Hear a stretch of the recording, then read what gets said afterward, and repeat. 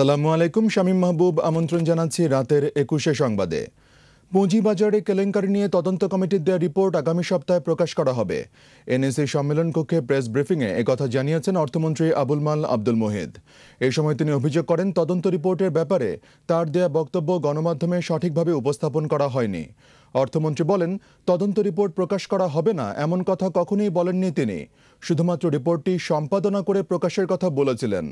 আর share বাজারের খলনায়কেরা রাষ্ট্রের চেয়ে শক্তিশালী এমন কথাও বলেননি বলে জানান মন্ত্রী। অনিয়মের সঙ্গে জড়িতদের বিচারের মুখোমুখি করবার দৃঢ় প্রত্যয় ব্যক্ত করেন অর্থমন্ত্রী।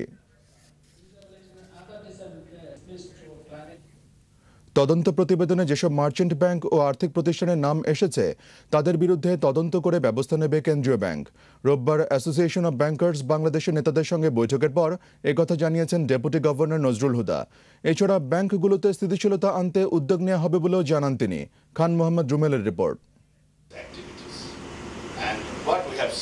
গ্রাহকের সুবিধার জন্য বিভিন্ন আমানত ও ঋণের সুদের হার, ব্যাংকের প্রধান কার্যালয় ও শাখাগুলোর দর্শনীয় জায়গায় প্রদর্শন, মানি লন্ডারিং ও সন্ত্রাসে অর্থায়ন কার্যক্রম প্রতিরোধ সহ মোট 7টি বিষয় নিয়ে বাংলাদেশ ব্যাংক গভর্নর 13টি ব্যাংকের প্রতিনিধিদের সঙ্গে বৈঠক করেন।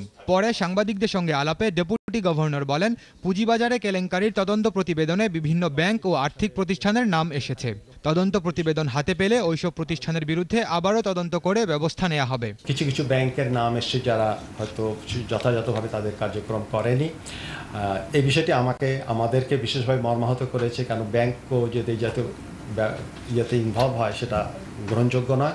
আমরা আমাদের তদন্ত রিপোর্ট পেলে আমরা অবশ্যই এই সমস্ত ব্যাংকের বিরুদ্ধে তারা কী ধরনের অনিয়ম করেছে সেটা জেনে তদন্ত করে আমরাও আমাদের তরফ থেকে যে ব্যবস্থা নেয় সেটা আমরা করব। ব্যাংকগুলোকে মনিটরিং এর ক্ষেত্রে কেন্দ্রীয় ব্যাংক দক্ষতার পরিচয় দিয়েছে কিনা এমন প্রশ্নের জবাবে তিনি বলেন, কিছু টেকনিক্যাল সমস্যা ছিল।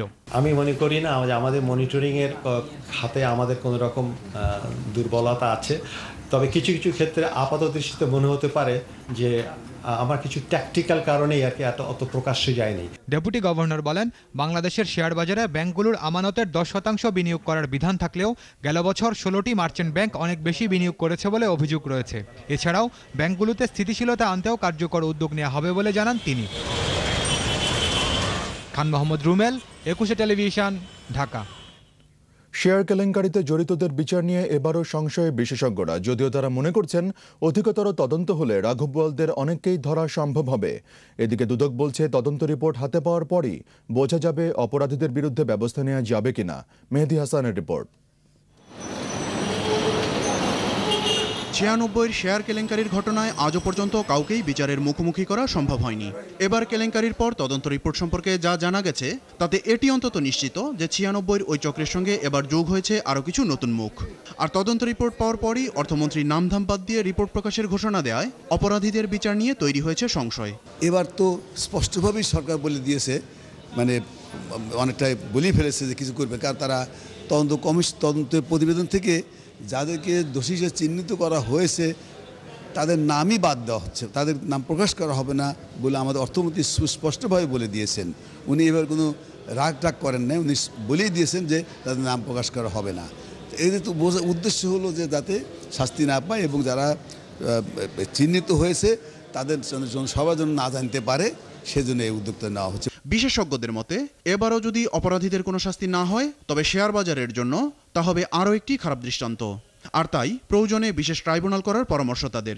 অপরাধীরা যাতে পার না পায় সেজন্য বাজারের 32 লাখ সাধারণ বিনিয়োগকারীকে ঐক্যবদ্ধ হওয়ার আহ্বান জানালেন তারা। আমি শুনেছি 32 লাখ লোক নাকি টাকা খাটিয়েছে, তাদেরকে ঐক্যবদ্ধ হয়ে যারা এই স্ক্যাম ঘটিয়েছে তার বিচার দাবি করার দরকার।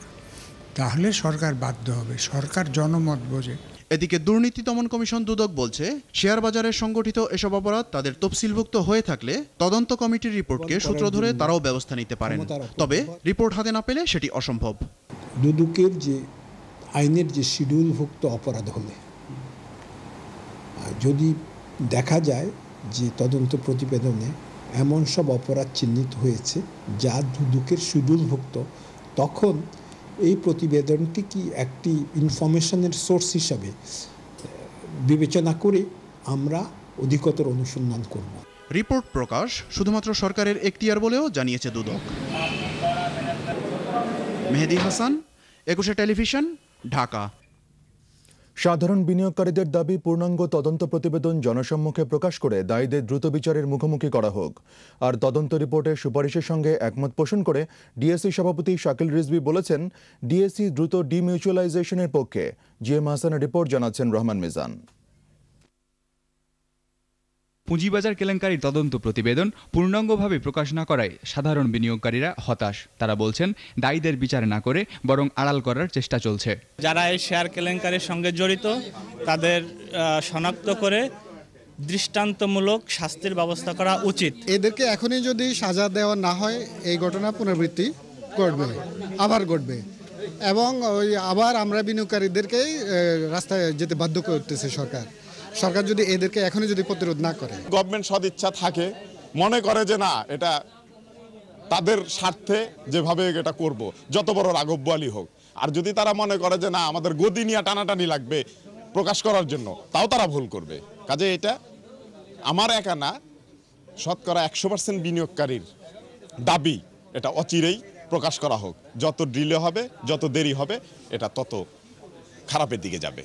অর্থনীতিবিদদের মতে পুঁজিবাজার ধসের কারণ সবারই জানা, তবে দায়ীদের বিচারের মুখোমুখি করতে সরকারের সদিচ্ছা প্রয়োজন। কোনো ব্যক্তি বা প্রতিষ্ঠানের বিরুদ্ধে যখন কিছু মামলা বা ফানি টু অ্যাকশনে যাবে, সরকারকে আটঘাট বেঁধে নামতে হবে যে ঠিক আছে আমরা এটা দেখে নেব শেষ পর্যন্ত। এদিকে তদন্ত রিপোর্ট প্রকাশের পর প্রথমবারের মতো সাংবাদিকদের মুখোমুখি হন ডিএসসি সভাপতি।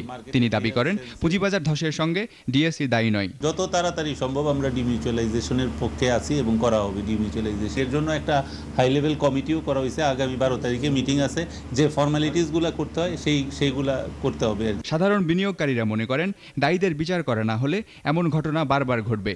এতে বিনিয়োগকারীরাই সর্বশান্ত হবেন। রহমান মিজান, 21 টেলিভিশন, ঢাকা। বিভিন্ন স্থান থেকে পাওয়া হুমকির কারণে ঝালকাঠির রাজাপুরে র্যাবের হাতে গুলিবিদ্ধ কলেজ ছাত্র লিমনের পরিবার এখন